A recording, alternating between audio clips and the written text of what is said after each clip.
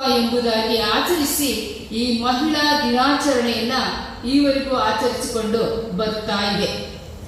ಮಹಿಳೆಯರಿಗೆ ಕೇವಲ ರಕ್ಷಣೆ, ಭದ್ರತೆ ಇವುಗಳನ್ನು ಒದಗಿಸುವುದು ಮಾತ್ರವಲ್ಲ, ಅವರಿಗೆ ಗೌರವ ಮತ್ತು ಮನ್ನಣೆಗಳು ಕೂಡ ಸಿಗಬೇಕು, ಅವಕಾಶಗಳು ದೊರೆಯಬೇಕು ಎನ್ನುವ ನಿಟ್ಟಿನಲ್ಲಿ ಜಗತ್ತಿನಾದ್ಯಂತ ಎಲ್ಲ ಕ್ರೈಸ್ತ ಸಭೆಗಳು ವಿಶ್ವ ಮಹಿಳಾ ಪ್ರಾರ್ಥನಾ ದಿನವನ್ನ ಅದು ನೇಮಕಗೊಂಡಿದೆ. ಈ ವಿಶ್ವ ಮಹಿಳಾ ಪ್ರಾರ್ಥನಾ ದಿನದಲ್ಲಿ ಪ್ರತಿ ವರ್ಷ ಒಂದೊಂದು ದೇಶವನ್ನ ಆಯ್ಕೆ ಮಾಡಿಕೊಂಡು ಆ ಆಯ್ಕೆ ಮಾಡಿಕೊಂಡಂತ ಮಹಿಳೆಯರನ್ನ ಆರ್ಥಿಕವಾಗಿ ಮತ್ತು ಆತ್ಮೀಕವಾಗಿ ಬಲಪಡಿಸುವುದಕ್ಕಾಗಿ ಒಂದು ಆರಾಧನಾ ಕ್ರಮವನ್ನ ಸಿದ್ಧಪಡಿಸಲಾಗ್ತದೆ. ಈ 2025ನೇ ಇಸ್ವಿಯಲ್ಲಿ ಆಯ್ಕೆಗೊಂಡಂತಹ ದೇಶ ಕುಕ್ ದ್ವೀಪ ಅಥವಾ ಕುಕ್ ಐಲ್ಯಾಂಡ್ಸ್. ಇದರ ಬಗ್ಗೆ ನಾವು ಸ್ವಲ್ಪ ಸಂಕ್ಷಿಪ್ತವಾಗಿ ನಾವು ತಿಳ್ಕೊಳ್ಳೋದಾದ್ರೆ, ಕುಕ್ ಐಲ್ಯಾಂಡ್ಸ್ ಇದು 15 ಸಣ್ಣ ಸಣ್ಣ ದ್ವೀಪಗಳ ಒಂದು ಸಮೂಹ. ಇದು ದಕ್ಷಿಣ ಪೆಸಿಫಿಕ್ ಮಹಾಸಾಗರದ ಮಧ್ಯದಲ್ಲಿರುವಂತಹ ಪುಟ್ಟ ಪುಟ್ಟ ಈ ದ್ವೀಪಗಳು ಸೇರಿ ಒಂದು ರಾಷ್ಟ್ರವಾಗಿ ನ್ಯೂಜಿಲೆಂಡ್ ಕಂಟ್ರೋಲ್ ನಲ್ಲಿ ಈ ಕುಕ್ ಐಲ್ಯಾಂಡ್ಸ್ಗಳು ಅದು ಆಡಳಿತದಲ್ಲಿ ಇದೆ. ಇದು ಆಸ್ಟ್ರೇಲಿಯಾ ಖಂಡಕ್ಕೆ ಒಳಪಟ್ಟಿದ್ದು ಪೆಸಿಫಿಕ್ ಮಹಾಸಾಗರದಲ್ಲಿ ಈ ಕುಕ್ ಐಲ್ಯಾಂಡ್ಸ್ಗಳು ಇದೆ. ಇವತ್ತು ನಾವು ಮಹಿಳೆಯರು ಇಲ್ಲಿ ಕೆಲವು ಸಾಂಕೇತಿಕವಾಗಿ ಕೆಲವು ವಸ್ತುಗಳನ್ನ ಇಟ್ಟಿದ್ದೇವೆ. ಕುಕ್ ಐಲ್ಯಾಂಡ್ಸ್ ನವರು ಸಾಗರದ ಮಧ್ಯದಲ್ಲಿ ಅವರು ವಾಸ ಮಾಡೋದ್ರಿಂದ ಸಾಗರವೇ ಅವರ ಜೀವನ, ಆಹಾರವಾಗಲಿ ಜೀವನದ ಮೂಲ ಮಾತ್ರ ಅಲ್ಲ, ಸಾಗರವೇ ಅವರ ಸಮುದ್ರ ಪ್ರಯಾಣದ ಮಾರ್ಗ. ಈ ಸಾಗರ ಜನರನ್ನ ಒಂದುಗೂಡಿಸ್ತದೆ ಮತ್ತು ಸಮುದಾಯವನ್ನ ಒಂದುಗೂಡಿಸ್ತದೆ. ಇದಕ್ಕೆ ಸಾಂಕೇತಿಕವಾಗಿ ನಾವು ಕೆಲವು ವಸ್ತುಗಳನ್ನು ನಾವಿಲ್ಲಿ ಇಟ್ಟಿದ್ದೇವೆ.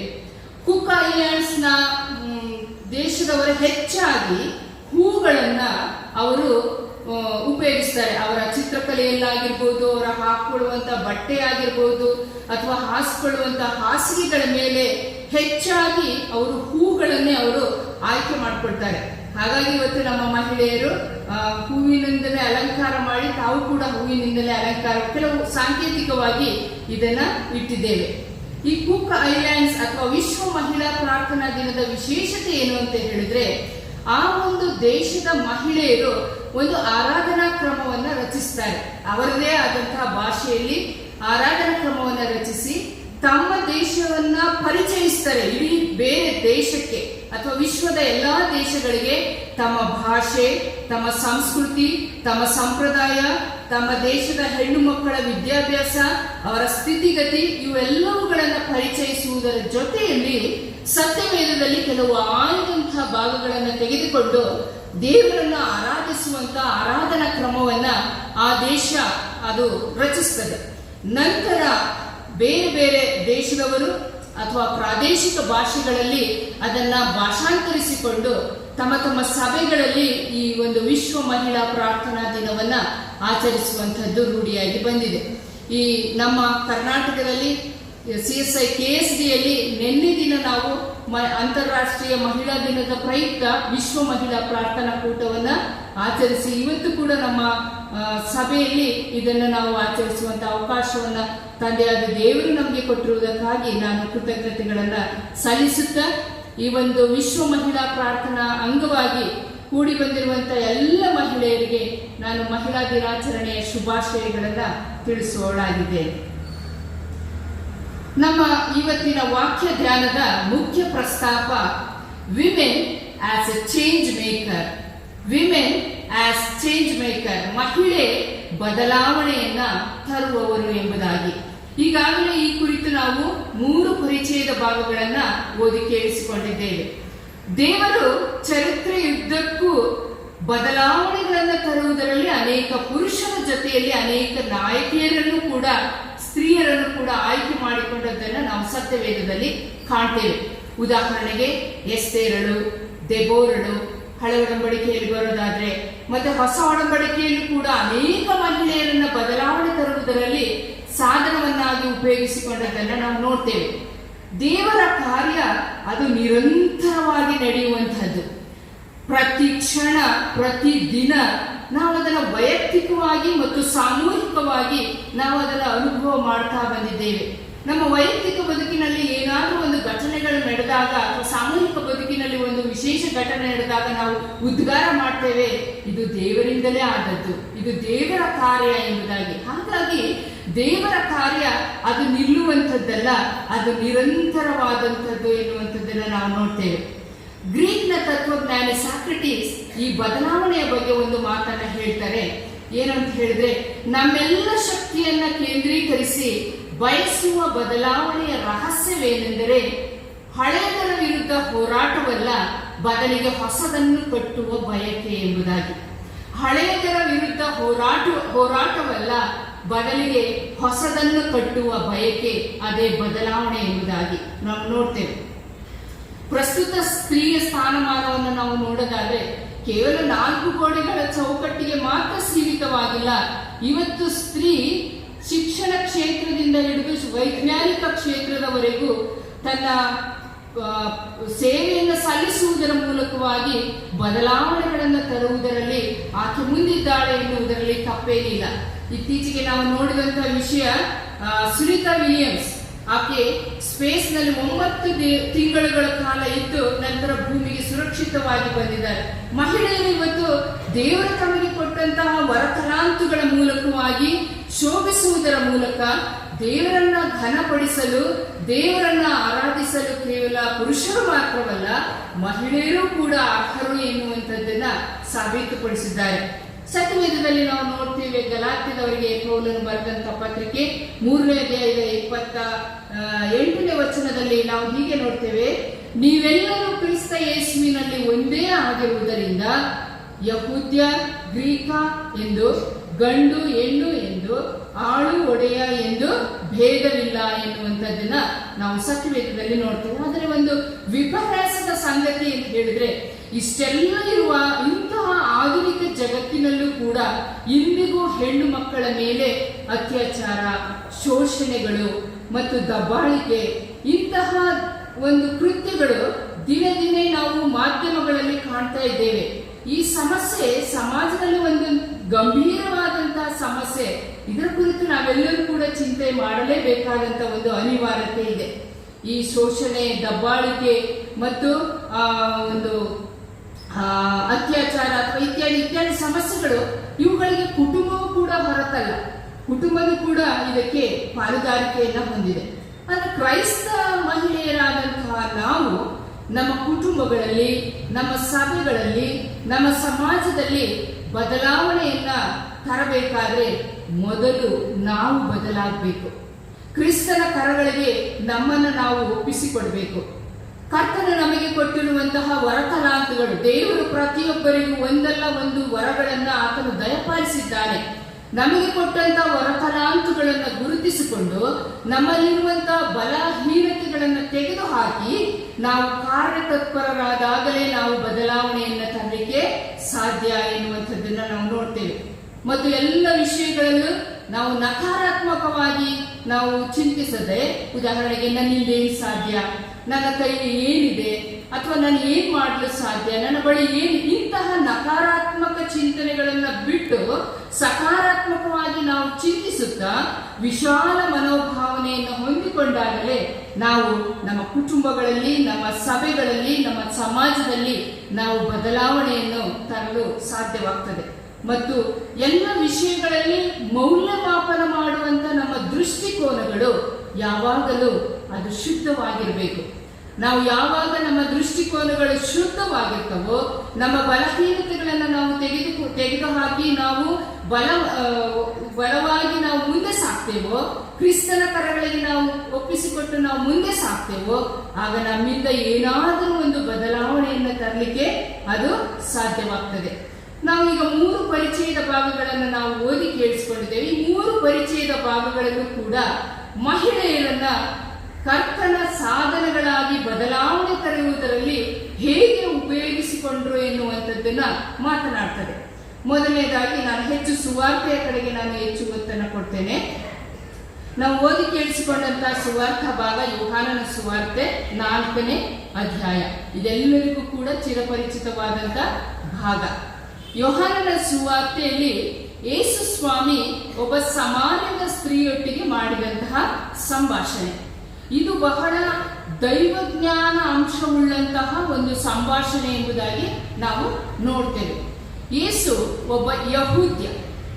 ಅಂದಿನ ಸಮಾಜದಲ್ಲಿ ಒಬ್ಬ ರಬ್ಬಿ ಅಥವಾ ಗುರು ಸಾರ್ವಜನಿಕ ಸ್ಥಳದಲ್ಲಿ ಒಬ್ಬ ಸ್ತ್ರೀಯೊಟ್ಟಿಗೆ, ಅವಳ ಹೆಂಡತಿಯೇ ಆಗಿರ್ಲಿ ಮಗಳೇ ಆಗಿರ್ಲಿ, ಸಾರ್ವಜನಿಕವಾಗಿ ಆ ಸ್ತ್ರೀಯೊಟ್ಟಿಗೆ ಮಾತನಾಡುವ ಹಾಗಿರಲಿಲ್ಲ. ಹಾಗೆ ಮಾತನಾಡಿದ್ರೆ ಅದು ಅವನ ಗೌರವಕ್ಕೆ ಅಥವಾ ಅವರ ಮರ್ಯಾದೆಗೆ ಕುಂದು ಬರ್ತಾ ಇತ್ತು. ಯಾವುದೇ ಯಹೂದ್ಯನಾಗಿರ್ಲಿ ಆ ಸಮಾನದ ಪಟ್ಟಣಕ್ಕೆ ಅವನು ಕಾಲು ಕೂಡ ಇಡ್ತಾ ಇರಲಿಲ್ಲ, ಅದರೊಳಗೂ ಕೂಡ ಹೋಗ್ತಿರ್ಲಿಲ್ಲ. ಪ್ಯಾಲೆಸ್ತೀನ್ನ ದಕ್ಷಿಣ ಭಾಗದಲ್ಲಿ ಯೂದಾಯ, ಉತ್ತರ ಭಾಗದಲ್ಲಿ ಗಲಿಲಾಯ. ಒಂದು ವೇಳೆ ಒಬ್ಬ ಯಹೂದ್ಯ ಯೂದಾಯದಿಂದ ಗಲಿಲಾಯಕ್ಕೆ ಹೋಗ್ಬೇಕಾದ್ರೆ ಸಮಾನದ ಮೂಲಕ ಹೋದ್ರೆ ಅವನು ಬೇಗ ರೀಚ್ ಆಗಬಹುದಾಗಿತ್ತು. ಆದ್ರೆ ಅವರು ಹಾಗೆ ಮಾಡ್ತಾ ಇರಲಿಲ್ಲ. ಬದಲಿಗೆ ಅವರು ಪೂರ್ವ ದಿಕ್ಕಿನ ಸಮುದ್ರದ ಪ್ರಯಾಣ ಮಾಡಿ, ಗಲಿಲಾಯ ಸಮುದ್ರವನ್ನ ಪ್ರಯಾಣ ಮಾಡಿ ಅವ್ರು ಹೋಗ್ತಾ ಇದ್ರು. ಯಾಕೆ ಹೀಗೆ ಮಾಡ್ತಾ ಇದ್ರು? ಸತ್ಯವೇದದಲ್ಲಿ ನಾವು ಸುವಾರ್ತೆಯಲ್ಲಿ ನೋಡ್ತೇವೆ, ಯೇಸು ಸ್ವಾಮಿ ಯೂದಾಯವನ್ನ ಬಿಟ್ಟು ಗಲಿಲಾಯಕ್ಕೆ ಹೋಗುವಾಗ ಸಮಾರ್ಯ ಸೀಮೆಯನ್ನ ಹಾದು ಅಲ್ಲಿ ಸುಖರೆಂಬಂತ ಒಂದು ಹಳ್ಳಿಗೆ ಹೋಗುವಂತ ಅನಿವಾರ್ಯತೆ ಯೇಸು ಸ್ವಾಮಿಗೆ ಇತ್ತು. ಒಬ್ಬನಿಗೆ 100 ಕುರಿಗಳಿರಲಾಗಿ ಒಂದು ಕುರಿ ತಪ್ಪಿಸಿಕೊಂಡಾಗ ಆ 99 ಕುರಿಗಳನ್ನ ಬಿಟ್ಟು ಒಂದು ಕುರಿಗೋಸ್ಕರ ಕುರುಬ, ಬೆಟ್ಟ, ಗುಡ್ಡ, ಕಲ್ಲು, ಮುಳ್ಳು ಇವುಗಳನ್ನ ದಾಟಿ ಆ ಒಂದು ಕುರಿಯನ್ನ ಹುಡುಕುವುದಕ್ಕೆ ಹೋದ ಹಾಗೆ ಯೇಸು ಸ್ವಾಮಿ ಈ ಸಮಾರ್ಯ ಪಟ್ಟಣದ ಈ ತಪ್ಪಿ ಹೋದಂತಹ ಈ ಒಂದು ಪ್ರದೇಶದಲ್ಲಿ ಈ ಸ್ತ್ರೀಯ ಬಳಿಗೆ ಬಂದು ಆ ಸ್ತ್ರೀಯೊಟ್ಟಿಗೆ ಸಂಭಾಷಣೆಯನ್ನ ಮಾಡ್ತಾ ಇದ್ದಾರೆ. ನೋಡ್ರಿ, ಈ ಸಮಾರ್ಯದವರ ಬಗ್ಗೆ ನಾವು ನೋಡುವಾಗ ಯಹೂದ್ಯರು, ಹಾಗಾದ್ರೆ ಈ ಸಮಾರ್ಯದವರು ಅಂದ್ರೆ ಯಾರು? ಸತ್ಯವೇದದಲ್ಲಿ ನಿಮ್ಮೆಲ್ಲರಿಗೂ ಈಗಾಗಲೇ ಅದರ ಚರಿತ್ರೆಯ ಬಗ್ಗೆ ಗೊತ್ತಿದೆ, ಆದ್ರೂ ಕೂಡ ನಾನು ಇಲ್ಲಿ ಹೇಳಬೇಕಾದಂತ ಅನಿವಾರ್ಯತೆ ಇದೆ. ಸಮಾರ್ಯದವರು ಕ್ರಿಸ್ತಪೂರ್ವ 722ರಲ್ಲಿ ಈ ಸಮಾರ್ಯದಲ್ಲಿದ್ದಂತ ಇಸ್ರಾಯೇಲರ ಮೇಲೆ ಅಶ್ಶೂರದ ಅರಸನು ದಾಳಿ ಮಾಡಿ ಅಲ್ಲಿದ್ದಂತ ಅನೇಕ ಇಸ್ರಾಯೇಲರನ್ನ ತನ್ನ ದೇಶಕ್ಕೆ ಸೆರೆಯಾಗಿ ಕರೆದುಕೊಂಡು ಹೋಗ್ತಾನೆ. ತದನಂತರ ಅಲ್ಲಿಗೆ ಕೆಲವು ಅವಿದ್ಯಾವಂತರನ್ನ ಅಲ್ಲಿಯೇ ಅವನು ಬಿಡ್ತಾನೆ. ತದನಂತರ ಏನಾಗ್ತದೆ, ಅಶ್ಶೂರದ ಅಂದ್ರೆ ಯೆಹೋವನನ್ನ ಅರಿಯದ ಕೆಲವು ಜನರನ್ನ ಆ ಒಂದು ಸಮಾರ್ಯ ಪಟ್ಟಣಕ್ಕೆ ಅರಸ ತಂದು ಬಿಡ್ತಾನೆ. ಹೀಗೆ ಕಾಲಘಟ್ಟದಲ್ಲಿ ಏನಾಗ್ತದೆ, ಅಲ್ಲಿಯೇ ಇದ್ದಂತಹ ಕೆಲವು ಇಸ್ರಾಯೇಲರು ಯಹೂದೇತರರನ್ನ ಅಥವಾ ಹೊರಗಿನಿಂದ ಬಂದಂತವರನ್ನ ವಿವಾಹವಾಗಿ ಅವರು ಒಂದು ಮಿಶ್ರ ಜನಾಂಗವಾಗ್ತಾರೆ. ಯಹೂದ್ಯರ ದೃಷ್ಟಿಯಲ್ಲಿ ಇದು ಕ್ಷಮಿಸಲಾರದಂತಹ ಒಂದು ಮಹಾಪರಾಧ.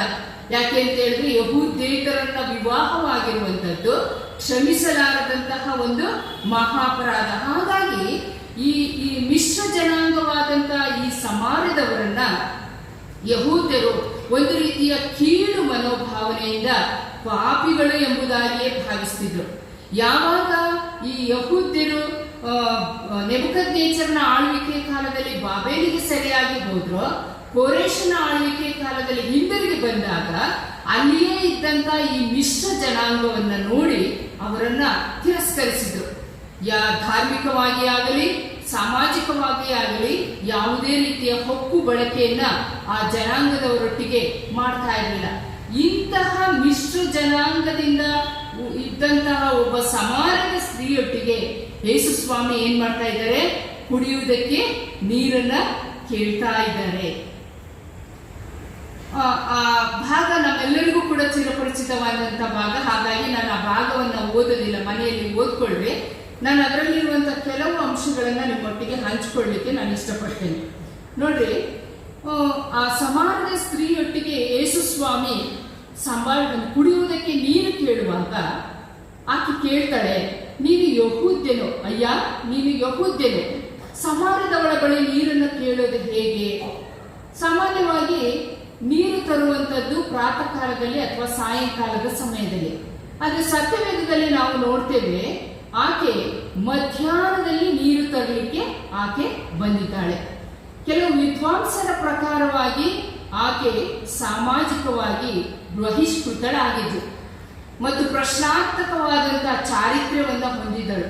ಹಾಗಾಗಿ ಹಗಲಿನಲ್ಲಿ ಅಥವಾ ಮುಂಜಾನೆ ಅಥವಾ ಸಂಜೆ ಬಂದ್ರೆ ಜನರ ವಕ್ರದೃಷ್ಟಿಯನ್ನ, ಅವರ ಪಿಸುಗುಟ್ಟುವಿಕೆಯನ್ನ ತಪ್ಪಿಸಿಕೊಳ್ಳುವುದಕ್ಕಾಗಿ ಆಕೆ ಮಧ್ಯಾಹ್ನದ ಉರಿ ಬಿಸಿಲಿನಲ್ಲಿ ನೀರು ತರಲಿಕ್ಕೆ ಬಂದಿದ್ದಾಳೆ ಎಂಬುದಾಗಿ ಕೆಲವು ವಿದ್ವಾಂಸರು ಅಭಿಪ್ರಾಯ ಪಡುವಂಥದ್ದು ಇದೆ. ಹಾಗಾಗಿ ಯೇಸುಸ್ವಾಮಿ ಆ ಸ್ತ್ರೀಯೊಟ್ಟಿಗೆ ಕುಡಿಯುವುದಕ್ಕೆ ನೀರು ಕೊಡುವಾಗ ಅಲ್ಲಿ ಒಂದು ಸಂಭಾಷಣೆ ನಡೀತದೆ ನೀರಿನ ಬಗ್ಗೆ. ನೋಡ್ರಿ, ಸಂಭಾಷಣೆ ಮಾಡ್ತಾ ಮಾಡ್ತಾ ಯೇಸುಸ್ವಾಮಿ ಆಕೆಯಲ್ಲಿರುವಂತಹ ಬಲಹೀನತೆಗಿಂತ ಆಕೆಯಲ್ಲಿರುವಂತಹ ಬಲವನ್ನು ಗುರುತಿಸ್ತಾರೆ. ಈಕೆ ನನಗೋಸ್ಕರ ಸಾಕ್ಷಿ ಕೊಡ್ತಾಳೆ, ಈಕೆ ನನಗಾಗಿ ಕಾರ್ಯ ಮಾಡ್ತಾಳೆ ಎಂಬುದಾಗಿ ಯೇಸುಸ್ವಾಮಿ ಅವಳ ಅಂತರಂಗವನ್ನ ಅರ್ಥ ಮಾಡಿಕೊಂಡು ಗುರುತಿಸ್ತಾಳೆ. ನೋಡ್ರಿ, ಆ ಸ್ತ್ರೀಗೂ ಕೂಡ ಒಬ್ಬ ಅಪರಿಚಿತ ವ್ಯಕ್ತಿ ಬೇರೆ ವ್ಯಕ್ತಿಗಳ ತರ ಮಾತನಾಡದೆ ಬಹಳ ಗೌರವದಿಂದ ಕಲಿಕರದಿಂದ ಮಾತನಾಡುತ್ತಿರುವುದನ್ನು ನೋಡಿ ಇವಳ ಮನಸ್ಸಿನೊಳಗೆ ನೂರಾರು ಪ್ರಶ್ನೆಗಳು ಎದ್ದಿರಲಿಕ್ಕೆ ಸಾಕು. ಈತನು ಯಾರು? ನನ್ನನ್ನ ಗೌರವದಿಂದಲೂ ಕಲಿಕರದಿಂದಲೂ ಮಾತನಾಡಿಸುತ್ತಿರುವ ಈತನು ಯಾರಿರಬಹುದು ಎಂಬುದಾಗಿ ಅವನು ಆಕೆಯ ಮುಂದೆ ಪ್ರಶ್ನೆಗಳು ಅವಳ ಮನಸ್ಸಿನಲ್ಲಿ ಹುಟ್ಟಿರಲಿಕ್ಕೆ ಸಾಕು. ಯೇಸುಸ್ವಾಮಿ ಮುಂದುವರೆದು ಹೇಳ್ತಾರೆ, ಹೋಗಿ ನಿನ್ನ ಗಂಡನನ್ನ ಕರೆದುಕೊಂಡು ಬಾ. ಸ್ವಾಮಿ, ನನಗೆ ಗಂಡನಿಲ್ಲ. ನಿನಗೆ 5 ಜನ ಗಂಡಂದಿರಿದ್ರಲ್ಲ, ಈಗ 5 ಜನ ಗಂಡಂದಿರು ಇಲ್ಲ. ಒಪ್ಪಿಕೊಡ್ತಾಳೆ. ಆ ಸಮಾನದ ಸ್ತ್ರೀಯ ಮುಂದೆ ಯೇಸುಸ್ವಾಮಿ ಅವಳ ಜೀವನವನ್ನ ತೆರೆದಿಟ್ಟಾಗ ಆ ಸಮಾನದ ಸ್ತ್ರೀಗೆ ನಾಚಿಕೆಯೂ ಆಗ್ತದೆ, ಆಶ್ಚರ್ಯವೂ ಆಗ್ತದೆ. ಒಬ್ಬ ಅಪರಿಚಿತ ವ್ಯಕ್ತಿ ನನ್ನ ಇಡೀ ಜೀವನವನ್ನ ಹೇಳುವಾಗ ನೋಡ್ರಿ, ಅವಳಿಗೆ ಆಶ್ಚರ್ಯ ಆಗೋದ್ರಲ್ಲಿ ಆಶ್ಚರ್ಯವೇನಿಲ್ಲ. ಯೇಸುಸ್ವಾಮಿ ಅವಳ ಜೀವನವನ್ನು ತೆರೆದಿಡುವಾಗ ಆಕೆ ತನ್ನ ಬಲಹೀನತೆಗಳನ್ನ ಆ ಯೇಸುವಿನ ಪ್ರಸನ್ನತೆಯ ಬೆಳಕಿನಲ್ಲಿ ಒಪ್ಪಿಕೊಳ್ತಾಳೆ. ಕರ್ತನಲ್ಲಿ ಪ್ರೀತಿಯುಳ್ಳ ದೇವ ಜನರೇ, ಮಹಾಮಹಿಮನು ಸರ್ವಶಕ್ತನಾದಂತಹ ದೇವರ ಸನ್ನಿಧಾನಕ್ಕೆ ನಾವು ಕೂಡಿ ಬರುವಾಗ ನಮ್ಮ ಜೀವನವನ್ನು ಆತನ ಮುಂದೆ ತೆರೆದಿಡಬೇಕು. ನಾವು ಯಾರು, ನಮ್ಮ ಸ್ಥಿತಿ ಎಂತಹದ್ದು ಎನ್ನುವುದು ನಾವು ಹೇಳುವ ಮೊದಲೇ ಆತನಿಗೆ ಗೊತ್ತುಂಟು.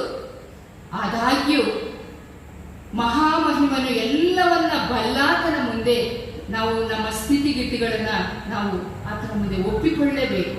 ನಮ್ಮ ಬಲಹೀನತೆಗಳನ್ನ ಆತನ ಮುಂದೆ ಒಪ್ಪಿಕೊಳ್ಳಲೇಬೇಕು. ಕೀರ್ತನೆಗಳ ಸಂಗ್ರಹ ಪುಸ್ತಕದಲ್ಲಿ ನಾವು ಓದಿ ಕೇಳಿಸಿಕೊಂಡಂತಹ ಭಾಗವನ್ನು ನಾನು ಇನ್ನೊಮ್ಮೆ ಓದಲಿಕ್ಕೆ ಇಷ್ಟಪಡ್ತೇನೆ. ಯೆಹೋವನೇ, ನೀನು ನನ್ನನ್ನು ಪರೀಕ್ಷಿಸಿ ತಿಳ್ಕೊಂಡಿದ್ದಿ. ನಾನು ನಿಂತುಕೊಳ್ಳುವುದು ಏಳುವುದು ನಿನಗೆ ಗೊತ್ತದೆ. ದೂರದಿಂದಲೇ ನನ್ನ ಆಲೋಚನೆಗಳನ್ನ ಬಲ್ಲವನಾಗಿರುತ್ತಿ. ನಾನು ನಡೆಯುವುದನ್ನು ಮಲಗುವುದನ್ನು ಶೋಧಿಸಿ ಗ್ರಹಿಸಿಕೊಳ್ಳುತ್ತಿ.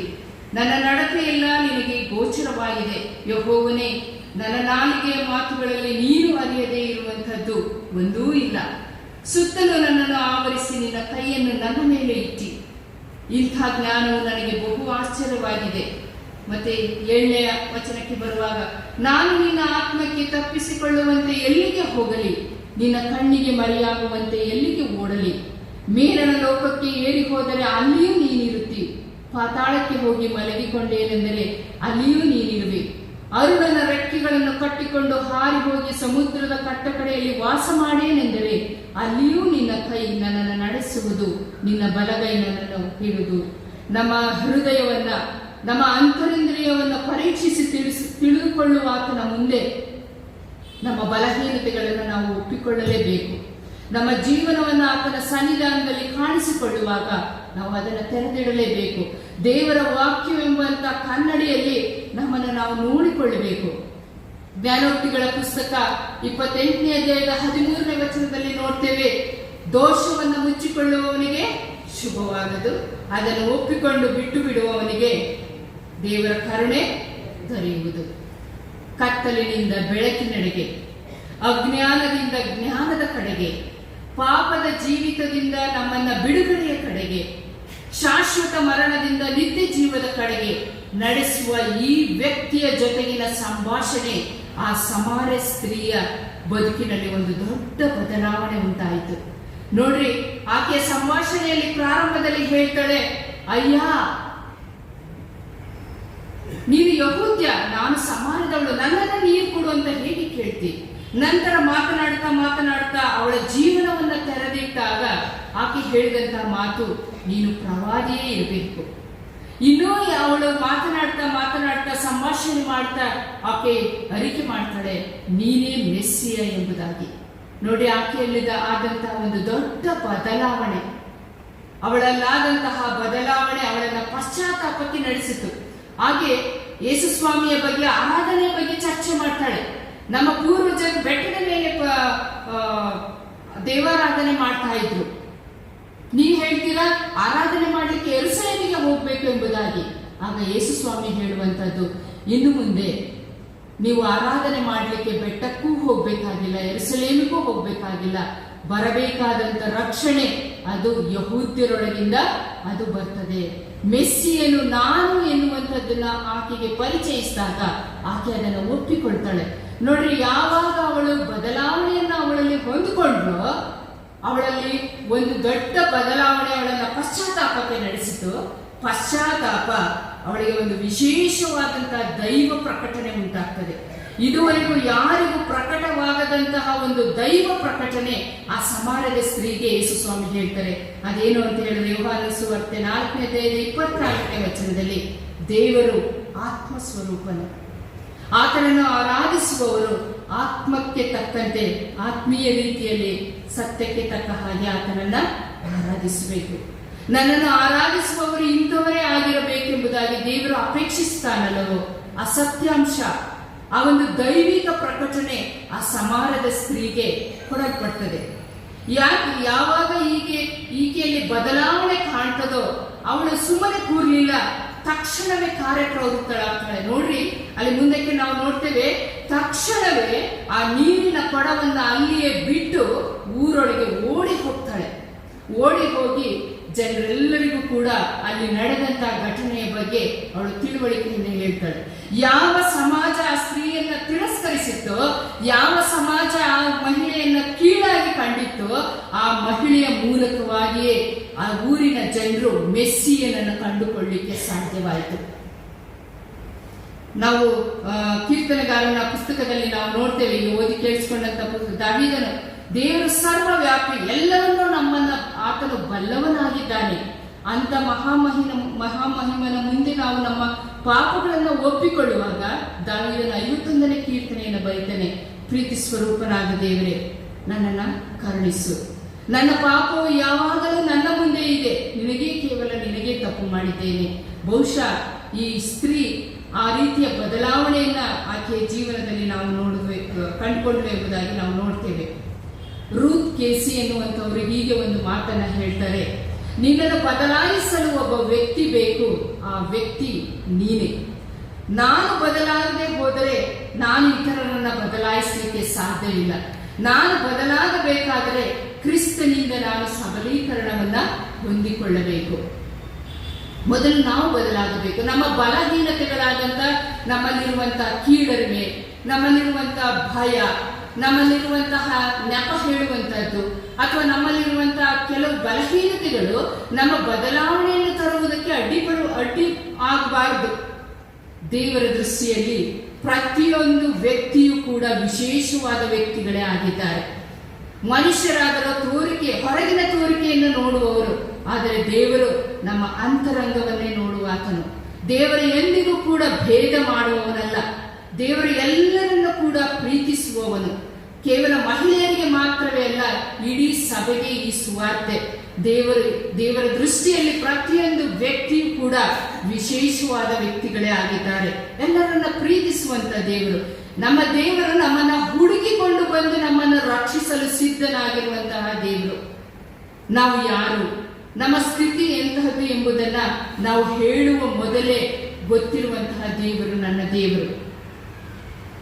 ನಮ್ಮನ್ನ ಮೇಲೆತ್ತಲು, ನಮ್ಮನ್ನ ಉದ್ಧರಿಸಲು, ನಮ್ಮನ್ನ ಸ್ಥಿರವಾಗಿ ನಿಲ್ಲಿಸಲು, ನಮ್ಮನ್ನ ಎಲ್ಲ ಸಮಸ್ಯೆಗಳಿಂದ ಬಿಡುಗಡೆ ಮಾಡಲು ಸರ್ವಶಕ್ತನಾದಂತಹ ದೇವರು.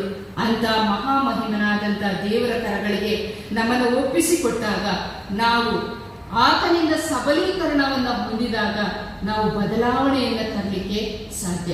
ಒಬ್ಬ ಗಂಡ ಹೆಂಡತಿಗೆ ಹೇಳ್ತಿದ್ದಂತೆ, ನಾನು ಮದುವೆಯಾದ ಕಾಲದಿಂದಲೂ ನಿನ್ಗೆ ಹೇಳ್ತಾನೇ ಇದ್ದೀನಿ, ನೀನು ಬದಲಾಗಲೇ ಇಲ್ಲ ಎಂದಾಗಿ. ಹಾಗೆ ನೋಡಿದ್ರೆ ಹೇಳುವಂತ ಗಂಡನೇ ಬದಲಾಗಿರಲಿಲ್ಲ. ಆಗ ಮೊದಲು ನಾವು ಬದಲಾಗಬೇಕು, ಆಗ ನಾವು ಇನ್ನೊಬ್ಬರನ್ನ ಬದಲಾಯಿಸಲಿಕ್ಕೆ ಸಾಧ್ಯವಾಗ್ತದೆ. ಈಗ ಒಬ್ರು ಹೇಳ್ತಾರೆ, ಬದಲಾಗದೆ ಏನೂ ಬದಲಾಗದು, ಬದಲಾಗದೆ ಏನೂ ನಾವು ಬದಲಾಗದೆ ಯಾರನ್ನೂ ಬದಲಾಯಿಸಲು ಸಾಧ್ಯವಿಲ್ಲ. ಹಾಗಾಗಿ ರೂತ್ ಕೇಸಿ ಅವರ ಮಾತನ್ನ ಮತ್ತೆ ಇನ್ನೊಮ್ಮೆ ಹೇಳ್ತೀನಿ, ನಿನ್ನ ಜೀವನವನ್ನು ಬದಲಾಯಿಸಲು ಒಬ್ಬ ವ್ಯಕ್ತಿ ಬೇಕು, ಆ ವ್ಯಕ್ತಿ ನೀನೇ. ನಮ್ಮನ್ನು ನಾವು ಬದಲಾಯಿಸಿಕೊಳ್ಳೋಣ. ಎರಡನೆಯ ಅಂಶ ನಾನು ಪತ್ರಿಕಾ ಭಾಗದಿಂದ ನಾನು ತೆಗೆದುಕೊಳ್ತೇನೆ. ಅಪೊಸ್ತಲರ ಕೃತ್ಯಗಳು 16ನೇ ಅಧ್ಯಾಯ 11ರಿಂದ 15 ವಚನಗಳಲ್ಲಿ ನಾವು ಬದಲಾವಣೆಯನ್ನು ತರಬೇಕಾದ್ರೆ ಕ್ರಿಸ್ತೀಯ ಗುಣಗಳನ್ನ ನಾವು ಧರಿಸಿಕೊಳ್ಬೇಕು. ನೋಡ್ರಿ, ಅಪೊಸ್ತಲರ ಕೃತ್ಯದಲ್ಲಿ ಮತ್ತೊಬ್ಬ ಸ್ತ್ರೀಯನ್ನ ನಾವು ನೋಡ್ತೇವೆ. ಆಕೆ ಲೂದ್ಯಳು, ಲಿಡಿಯಾ. ಇವಳ ಬಗ್ಗೆ ಸತ್ಯವೇದದಲ್ಲಿ ನಮಗೆ ಕೆಲವು ವಿಷಯಗಳು ಮಾತ್ರವೇ ನಮಗೆ ಸಿಗ್ತದೆ. ಈಕೆ ಫಿಲಿಪ್ಪಿ ಪಟ್ಟಣದಲ್ಲಿ ವಾಸ ಮಾಡ್ತಾ ಇದ್ಲು. ಥುವತೈರ ಎಂಬ ಊರಿನವಳು, ದೇವಭಕ್ತಳ ಆಗಿದ್ಲು. ಮತ್ತು ಈ ಫಿಲಿಪ್ಪಿ ಪಟ್ಟಣ ಮೆಕೆಡೋನಿಯ ಸೀಮೆಯ ಒಂದು ಪ್ರಧಾನ ಪಟ್ಟಣ, ದೊಡ್ಡ ಸಿಟಿ ಇದು. ರೋಮನ್ನರಿಗೆ ಇದು ಒಂದು ಪ್ರವಾಸ ತಾಣವಾಗಿತ್ತು. ಹಾಗಾಗಿ ಫಿಲಿಪ್ಪಿ ಪಟ್ಟಣ ಅನ್ನುವಂಥದ್ದು ಅದೊಂದು ದೊಡ್ಡ ಪಟ್ಟಣ. ಆ ಪಟ್ಟಣದಲ್ಲಿ ಸಭಾಮಂದಿರಗಳು ಇಲ್ಲದ ಕಾರಣ ಸ್ತ್ರೀಯರು ನದಿಯ ತೀರದಲ್ಲಿ ಅವರು ಪ್ರಾರ್ಥನೆಯನ್ನ ಮಾಡಲಿಕ್ಕೆ ಕೂಡಿ ಬರ್ತಾ ಇದ್ರು. ಆ ಕೂಡಿ ಬಂದಂತ ಇತರ ಸ್ತ್ರೀಯರ ಜೊತೆಯಲ್ಲಿ ಈ ಲುದ್ದಳು ಕೂಡ ಅಲ್ಲಿ ಪ್ರಾರ್ಥನೆಗೆ ಕೂಡಿ ಬರ್ತಾ ಇದ್ರು. ಈಕೆಯ ವೃತ್ತಿಯ ಬಗ್ಗೆ ನಾವು ನೋಡೋದಾದ್ರೆ, ಆಕೆ ಧೂಮ್ರ ವರ್ಣದ ವಸ್ತ್ರವನ್ನ ಮಾರಾಟ ಮಾಡ್ತಿದ್ದಂತ ಒಬ್ಬ ವ್ಯಾಪಾರಿ. ಧೂಮ್ರ ವರ್ಣ ಅಂದ್ರೆ ಪರ್ಪಲ್ ಮರ್ಚೆಂಟ್. ಈ ಪರ್ಪಲ್ ಅನ್ನುವಂಥದ್ದು ಒಂದು ಬಣ್ಣ. ಈ ಬಣ್ಣವನ್ನ ಸೆಲ್ಫಿಶ್ ಒಂದು ಶೆಲ್ನಿಂದ ಡ್ರಾಪ್ ಬೈ ಡ್ರಾಪ್ ಆಗಿ ಒಂದೊಂದೇ ಡ್ರಾಪ್ ಅನ್ನ ಕಲೆಕ್ಟ್ ಮಾಡಿ ಅದನ್ನ ಬಟ್ಟೆಗೆ ಹಾಕ್ತಾ ಇದ್ರಂತೆ. ಅದೊಂದು ದುಬಾರಿಯಾದಂತ ಒಂದು ಬಣ್ಣ. ಈ ಬಣ್ಣದಿಂದ ತಯಾರಿಸಲ್ಪಟ್ಟಂತಹ ಬಟ್ಟೆಗಳನ್ನ ಶ್ರೀಮಂತರು ಮಾತ್ರವೇ, ರಾಯಾಲಿಟಿ ತೋರಿಸ್ತದೆ. ಅದು ಅಂದ್ರೆ ಆ ಸಂಕೇತ, ಶ್ರೀಮಂತರು ಮಾತ್ರವೇ ಅದನ್ನ ಬಳಸುವಂತಹ ಒಂದು ಬಟ್ಟೆ. ಹಾಗಾಗಿ ಲುದ್ದಳು ಒಬ್ಬ ಶ್ರೀಮಂತೆ. ಈ ಶ್ರೀಮಂತಿಯಾದ ಲುದ್ದಳು ನದಿ ತೀರದಲ್ಲಿ ಕೂಡಿ ಬರುವಂತ ಇತರ ಮಹಿಳೆಯರ ಜೊತೆಯಲ್ಲಿ ಪ್ರಾರ್ಥನೆ ಮಾಡುವುದಕ್ಕೆ ಆಕೆ ಕೂಡಿ ಬರ್ತಾ ಇದ್ಲು ಎನ್ನುವಂಥದ್ದನ್ನ ಸ್ವಲ್ಪವೇ ನಾವು ಅದನ್ನ ಸತ್ಯವೇದದಲ್ಲಿ ನೋಡ್ತೇವೆ. ಆಕೆಯ ವ್ಯಕ್ತಿತ್ವವನ್ನು ನಾವು ಗಮನಿಸುವಾಗ ಅವಳಲ್ಲಿ ಕಲಿತುಕೊಳ್ಳುವಂತಹ ಕೆಲವು ಗುಣಗಳು ನಮಗೆ ಆದರ್ಶವಾಗಿ ಕಂಡು ಬರ್ತದೆ. ಮೊದಲನೇದಾಗಿ ಆಕೆ ಎಲ್ಲರೊಟ್ಟಿಗೆ ಬೆರೆಯುವಂತ ಸ್ವಭಾವ.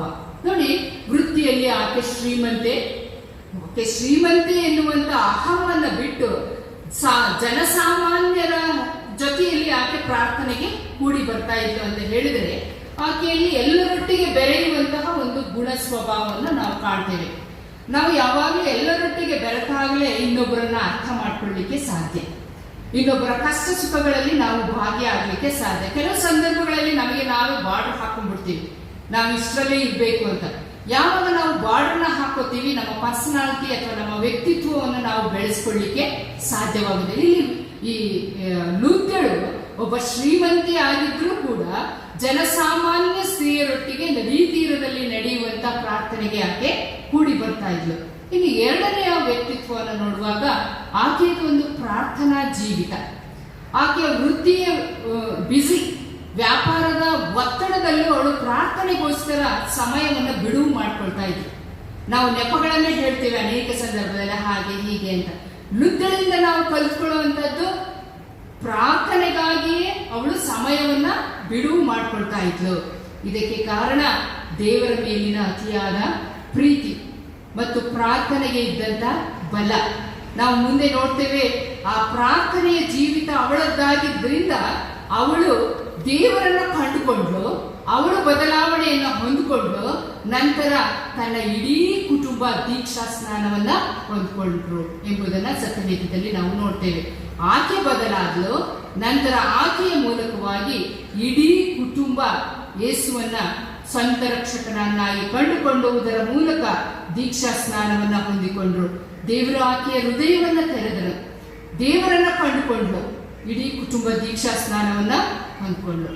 ಮತ್ತೆ ಆ ಒಂದು ಇದರಲ್ಲಿ ಇನ್ನೊಂದು ಅವಳ ವ್ಯಕ್ತಿತ್ವವನ್ನು ಗಮನಿಸುವಾಗ ಪೌಲ ಮತ್ತು ಸೀಲರು ಸುವಾರ್ತೆಯನ್ನು ಸಾರುವಾಗ ಅವಳಲ್ಲಿ ಇದ್ದಂಥ ಮತ್ತೊಂದು ವ್ಯಕ್ತಿತ್ವ ಅಂತ ಹೇಳಿದ್ರೆ ಅತಿಥಿ ಸತ್ಕಾರ. ಒಬ್ಬ ಕ್ರೈಸ್ತರಿಗಿರ್ಬೇಕಾದಂತಹ ಒಂದು ಮುಖ್ಯ ಗುಣ ಅತಿಥಿ ಸತ್ಕಾರ. ಆಕೆ ಹೇಳ್ತಾಳೆ, ನೀವು ನನ್ನನ್ನ ಕ್ರಿಸ್ತನನ್ನ ನಂಬಿದವಳೆಂದು ನಿಶ್ಚಯಿಸಿದ್ರೆ ನಮ್ಮ ಮನೆಯಲ್ಲಿ ಬಂದು ಉಳಿದುಕೊಳ್ಳ್ರಿ. ಅತಿಥಿ ಸತ್ಕಾರ ಮಾಡುವಂಥದ್ದು. ಈ ಎಲ್ಲ ಶ್ರೇಷ್ಠ ಗುಣಗಳಿಂದ ಲುದ್ದಳು ಕುಟುಂಬದವರ, ಇಡೀ ಸಮುದಾಯದವರ ಗೌರವಕ್ಕೆ ಆಕೆ ಪಾತ್ರಳಾಗಿದ್ದಳು ಎಂಬುವಂಥದ್ದನ್ನು ನಾವು ನೋಡ್ತೇವೆ. ಕರ್ತನಲ್ಲಿ ಪ್ರೀತಿಯುಳ್ಳ ಮಹಿಳೆಯರೇ, ಲುದ್ದಳ ಗುಣಗಳು ಸ್ತ್ರೀಯರಿಗೆ ಆದರ್ಶವಾಗಿದೆ. ಪ್ರಾರ್ಥನಾ ಜೀವಿತ ನಮ್ಮದಾಗಬೇಕು. ಪ್ರಾರ್ಥನೆಯ ಮೂಲಕ ನಾವು ಏನು ಬೇಕಾದರೂ ನಾವು ಬದಲಾಯಿಸಲು ಸಾಧ್ಯ. ಪ್ರಾರ್ಥನೆ ಅದು ಭಕ್ತಿಗೆ ಗುರುತಾಗಿದೆ. ಮತ್ತು ದೇವರ ವಾಕ್ಯವನ್ನು ಕಲಿತಂತಹ ಲುದ್ದಳು ಇಡೀ ಕುಟುಂಬವನ್ನ ಕ್ರಿಸ್ತನ ಬಳಿಗೆ ಅವಳು ಕರೆದುಕೊಂಡು ಬಂದಳು. ಆಕೆಯ ಕುಟುಂಬ, ಅವಳ ಮೂಲಕವಾಗಿ ಇಡೀ ಕುಟುಂಬ ಬದಲಾವಣೆಯನ್ನ ಹೊಂದಿದಂತದ್ದನ್ನು ನೋಡ್ತೇವೆ. ಮೊದಲನೇದು ನಾವು ನೋಡ್ತೇವೆ, ಒಬ್ಬ ಸ್ತ್ರೀ, ಈಕೆಯ ಮೂಲಕವಾಗಿ ಇಡೀ ಊರಿನ ಜನರು ಯೇಸು ಸ್ವಾಮಿಗೆ ಅಲ್ಲೊಂದು ಸುಗ್ಗಿ, ಆತ್ಮೀಕ ಸುಗ್ಗಿ ಉಂಟಾಯಿತು ಯೇಸು ಸ್ವಾಮಿಗೆ. ಇಡೀ ಊರಿನ ಸುಕರೆಂಬಂತ ಊರಿನ ಜನರು ಯೇಸು ಸ್ವಾಮಿಯನ್ನ ಮೆಸ್ಸಿಯನೆಂದು ಸ್ವೀಕರಿಸಿಕೊಂಡ್ರು. ಯೇಸು ಸ್ವಾಮಿ ಆತನಿಗೆ ಹೇಳುವಂಥದ್ದು, ಶಿಷ್ಯರಿಗೆ ಹೇಳುವಂತ ಮಾತು, ನಾನು ಇದಕ್ಕೋಸ್ಕರವೇ ದೇವರ ಚಿತ್ತವನ್ನು ನೆರವೇರಿಸುವುದೇ ಅದೇ ನನ್ನ ಆಹಾರ ಎಂಬುದಾಗಿ ಯೇಸು ಸ್ವಾಮಿ ಶಿಷ್ಯರಿಗೆ ಹೇಳಿದಂಥದ್ದನ್ನ ನಾವು ನೆನಪು ಮಾಡಿಕೊಳ್ಬೇಕು. ಯೇಸು ಸ್ವಾಮಿ ಪಾಪಿಗಳನ್ನು ಹುಡುಕಿ ರಕ್ಷಿಸುವುದಕ್ಕೋಸ್ಕರವೇ ಆತನ ಈ ಲೋಕಕ್ಕೆ ಆತನು ಬಂದಿದ್ದನು. ಆದ್ರಿಂದ ಇಲ್ಲಿ ಮೊದಲನೆಯ ಸುವಾರ್ಥ ಭಾಗದಲ್ಲಿ ಒಬ್ಬ ಸ್ತ್ರೀಯ ಮೂಲಕವಾಗಿ ಇಡೀ ಊರಿನ ಜನರು ಕ್ರಿಸ್ತನ ಬದಲಾವಣೆಯನ್ನ ಕಂಡುಕೊಂಡ್ರು. ಪತ್ರಿಕೆ ಭಾಗದಲ್ಲಿ ಲುದ್ದಳ ಮೂಲಕವಾಗಿ ಇಡೀ ಕುಟುಂಬ ಅದು ಯೇಸುವನ್ನ ಕಂಡುಕೊಂಡ್ರು. ಇನ್ನು ಕೊನೆಯದಾಗಿ ನಾನು ಸ್ವಲ್ಪವೇ ವಿಷಯದ ತೆಗೆದುಕೊಳ್ತೇನೆ. ಹಳೆ ಒಡಂಬಡಿಕೆಯಲ್ಲಿ ಅರಣ್ಯಕಾಂಡ 27ನೇ ಅಧ್ಯಾಯದ 1-11 ವಚನಗಳನ್ನ ನಾವು ಕೇಳಿಸಿಕೊಂಡಿದ್ದೇವೆ. ಅರಿವು ಮೂಡಿಸುವುದರ ಮೂಲಕ ಬದಲಾವಣೆ. ಎಷ್ಟೋ ಸಂದರ್ಭದಲ್ಲಿ ಕೆಲವರಿಗೆ ಗೊತ್ತಿರೋದಿಲ್ಲ, ಆದ್ರೆ ನಾವು ಅದನ್ನು ಅರಿವು ಮೂಡಿಸುವುದರ ಮೂಲಕ ಅವರಲ್ಲಿ ಬದಲಾವಣೆಗಳನ್ನು ತರಲಿಕ್ಕೆ ಒಂದು ಉದಾಹರಣೆ ಹಳೆ ಒಡಂಬಡಿಕೆಯಲ್ಲಿ ನಾವು ನೋಡ್ತೇವೆ. ಚಲ್ಪಹಾದನಿಗೆ 5 ಜನ ಹೆಣ್ಣು ಮಕ್ಕಳು. ಆ ಹೆಣ್ಣು ಮಕ್ಕಳ ಹೆಸರುಗಳು ಇಲ್ಲಿ ಸತ್ಯವೇದದಲ್ಲಿ ನಮೂದಿಸಲ್ಪಟ್ಟಿದೆ. ಮಹ್ಲ, ನೋವ, ಹೊಗ್ಲ, ಮಿಲ್ಕ, ತಿರ್ಚ. ಈ 5 ಜನ ಹೆಣ್ಣು ಮಕ್ಕಳು ದೇವದರ್ಶನ ಗುಡಾರದಲ್ಲಿ ಕುಳಿತಿರುವಂತಹ ಮೋಶೆ, ಮಹಾಯಾಜಕನಾದ ಎಲ್ಲಾಜಾರ್ ಮತ್ತು ಸರ್ವ ಸಮೂಹದವರು, ಕುಲಾಧಿಪತಿಗಳು, 12 ಜನ ಕುಲಾಧಿಪತಿಗಳು, ಇವರೆಲ್ಲರ ಮುಂದೆ ಧೈರ್ಯವಾಗಿ ನಿಂತು ಮಾತನಾಡ್ತಾ ಇದ್ದಾರೆ. ಈ 5 ಹೆಣ್ಣು ಮಕ್ಕಳು ತಂದೆಯಿಂದ ತಮಗೆ ಬರಬೇಕಾದಂತ ಸ್ವಾಸ್ಥ್ಯಕ್ಕಾಗಿ ಅವರು ಹೋರಾಟವನ್ನ ಮಾಡ್ತಾ ಇದ್ದಾರೆ. ತಮ್ಮ ಹಕ್ಕನ್ನ ಅವರು ಕೇಳ್ತಾ ಇದ್ದಾರೆ. ಅಂದಿನ ಸಮಾಜದಲ್ಲಿ ಹೆಣ್ಣು ಮಕ್ಕಳು ಸಭೆಯ ಮುಂದೆ ನಿಂತು ಮಾತನಾಡುವ ಹಾಗೆ ಇರಲಿಲ್ಲ. ಅವರಿಗೆ ಯಾವುದೇ ರೀತಿಯ ಬೆಲೆಯೂ ಕೂಡ ಇರಲಿಲ್ಲ. ಆದ್ರೆ ಇಲ್ಲಿ ಹೆಣ್ಣು ಮಕ್ಕಳು ಧೈರ್ಯವಾಗಿ ಮೋಶೆಯ ಮುಂದೆ ನಿಂತು, ಎಲ್ಲ ಸರ್ವ ಸಮೂಹದವರ ಮುಂದೆ ನಿಂತು ಮಾತನಾಡ್ತಾ ಇದ್ದಾರೆ.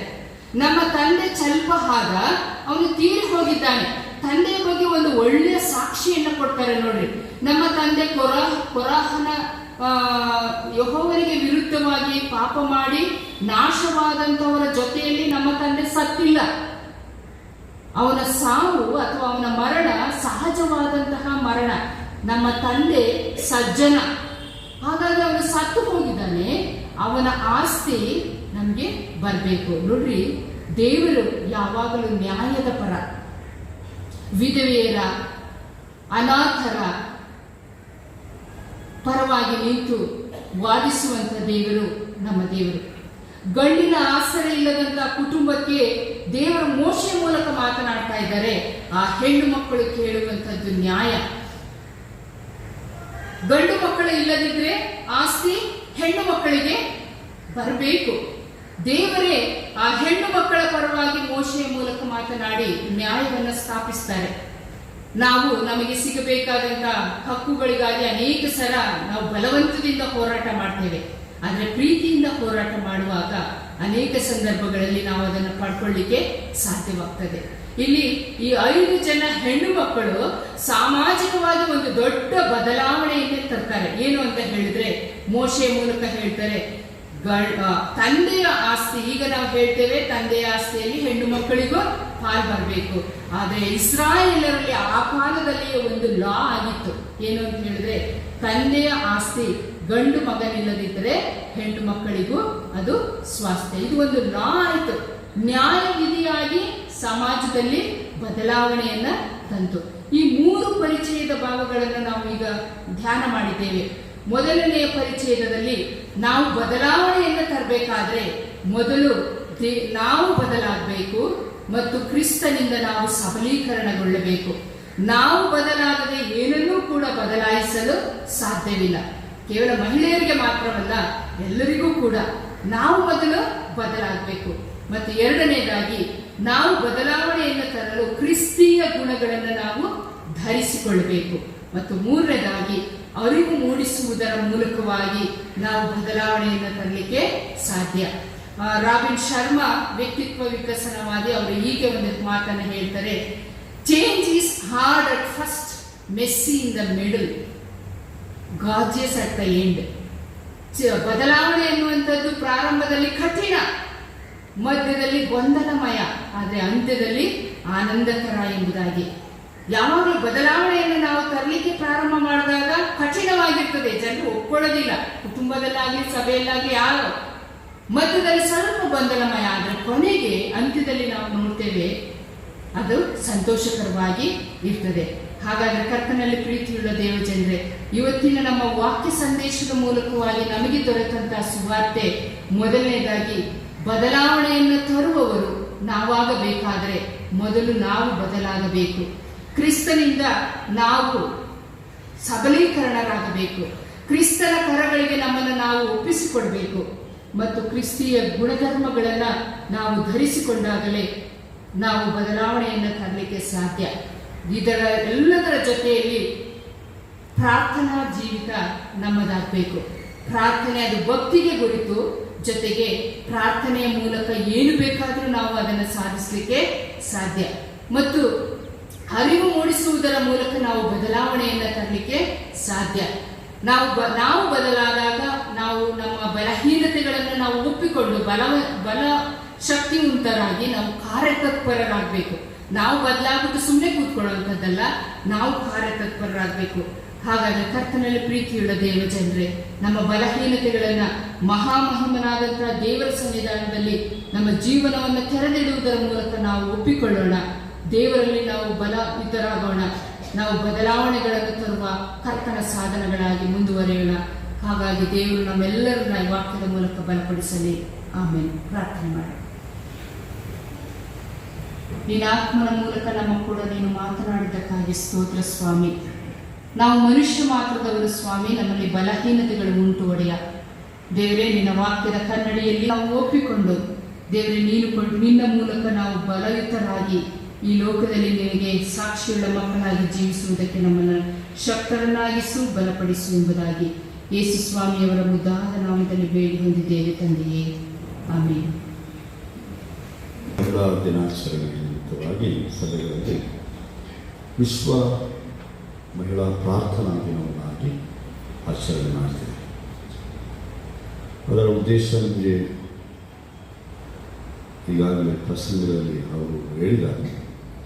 ವಿಶ್ವದ ಒಂದೊಂದು ದೇಶವನ್ನು ಪ್ರತಿ ವರ್ಷ ಗುರುತಿಸಿ ಅವರ ಸಂಸ್ಕೃತಿಯನ್ನು ಜಗತ್ತಿಗೆ ಪರಿಚಯಿಸುವುದು, ಅವರ ಸ್ಥಿತಿಗತಿಗಳನ್ನು, ಜೊತೆಗೆ ಅವರಿಗಾಗಿ ನಾವು ಪ್ರಾರ್ಥನೆಯ ಮೂಲಕವಾಗಿ ಅವರನ್ನು ಬಲಪಡಿಸುವಂಥದ್ದು ಇದರ ಉದ್ದೇಶ. ಕುಕ್ ದ್ವೀಪ ಅಥವಾ ದ್ವೀಪಗಳು ಇರುವಂಥ ಒಂದು ಪ್ರದೇಶ. ಇಲ್ಲಿ ಬ್ಲೂ ಬಟ್ಟೆ ಹಾಕಿರುವಂಥದ್ದು ಸಾಗರವನ್ನು ಸೂಚಿಸುವಂಥದ್ದು, ಸಮುದ್ರ. ಅಲ್ಲಿ ದೋಣಿ ಇದೆ, ಅಲ್ಲಿಯ ಸಂಸ್ಕೃತಿ, ಹೂಗಳು ಮತ್ತು ಬೇರೆ ಬೇರೆ ಆಹಾರ ಪದಾರ್ಥಗಳು, ಸಾಗರದ ಬದುಕನ್ನು ಅವರ ಜೀವನವನ್ನಾಗಿ ಮಾಡಿಕೊಂಡಿರುವಂಥದ್ದನ್ನು ತೋರಿಸುವಂಥ ಆ ಜನರು ಕರ್ತನಾದ ಯೇಸುವಿನಲ್ಲಿ ಸೃಷ್ಟಿಸಲ್ಪಟ್ಟ ಆ ದೇವರ ಸೃಷ್ಟಿ, ಯೇಸುವನ್ನು ಕಂಡುಕೊಂಡವರು, ಅವರ ರಕ್ಷಣೆ, ಅವರ ಒಳಿತಿಗಾಗಿ ನಾವೆಲ್ಲರೂ ಪ್ರಾರ್ಥಿಸಬೇಕು ಅನ್ನುವಂಥದ್ದು.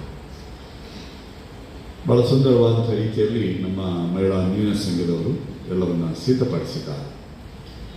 ಅವರು ಅದರ ಗುರುತಾಗಿ ಅಲ್ಲಿ ಜನರು ಹೂಗಳಿಂದ ಅಲಂಕೃತವಾದಂಥ ಕಿರೀಟಗಳನ್ನು ಧರಿಸಿಕೊಳ್ಳುವಂಥದ್ದು ಅಥವಾ ಹೂಗಳಿಂದ ಅಲಂಕಾರವನ್ನು ಮಹಿಳೆಯರು ಹೆಣ್ಣು ಮಕ್ಕಳು ಮಾಡಿಕೊಳ್ಳುವಂಥದ್ದು. ಹಾಗೆ ಅವರು ತಮ್ಮ ತಲೆಯ ಮೇಲೆ ಒಂದು ಹೂವಿನ ಕಿರೀಟವನ್ನು ಇಟ್ಕೊಂಡು ಭಾಳ ಚಂದವಾದಂಥ ರೀತಿಯಲ್ಲಿ ಸಿದ್ಧಪಡಿಸಿದರು. ವಿಶೇಷ ಗೀತೆ ಹಾಡಿದರು, ಆರಾಧನೆಯಲ್ಲಿ ನಾಯಕತ್ವವನ್ನು ನೀಡಿದರು ಮತ್ತು ದೇವರ ವಾಕ್ಯ ಸಂದೇಶವನ್ನು ಮಹಿಳಾ ಅನ್ಯೋನ್ಯ ಸಂಘದ ಅಧ್ಯಕ್ಷರಾದಂಥ ಶ್ರೀಮತಿ ಡಾರ್ತಿ ಗುರುಶಾಂತ್ ಅವರು ನೀಡಿದರು. ನಾನು ಅಧ್ಯಕ್ಷರಿಗೂ ಮತ್ತು ಪದಾಧಿಕಾರಿಗಳಿಗೂ ವುಮೆನ್ ಫೆಲೋಶಿಪ್ನ ಎಲ್ಲ ಸದಸ್ಯರಿಗೆ ನಾನು ವೈಯಕ್ತಿಕವಾಗಿ ಸಭಾಪಾಲನಾ ಸಮಿತಿಯ ಪರವಾಗಿ ಸಭೆಯೆಲ್ಲರ ಪರವಾಗಿ ಪ್ರೀತಿಪೂರ್ವಕವಾದಂಥ ವಂದನೆಗಳನ್ನು ತಿಳಿಸ್ತೇನೆ. ಮತ್ತು ಎಲ್ಲ ಮಹಿಳೆಯರಿಗೂ ವಿಶ್ವ ಮಹಿಳಾ ದಿನಾಚರಣೆಯ ಶುಭಾಶಯಗಳನ್ನು ನಾವು ತಿಳಿಸ್ತೇವೆ. ಅವತ್ತು ಹೇಳಿದ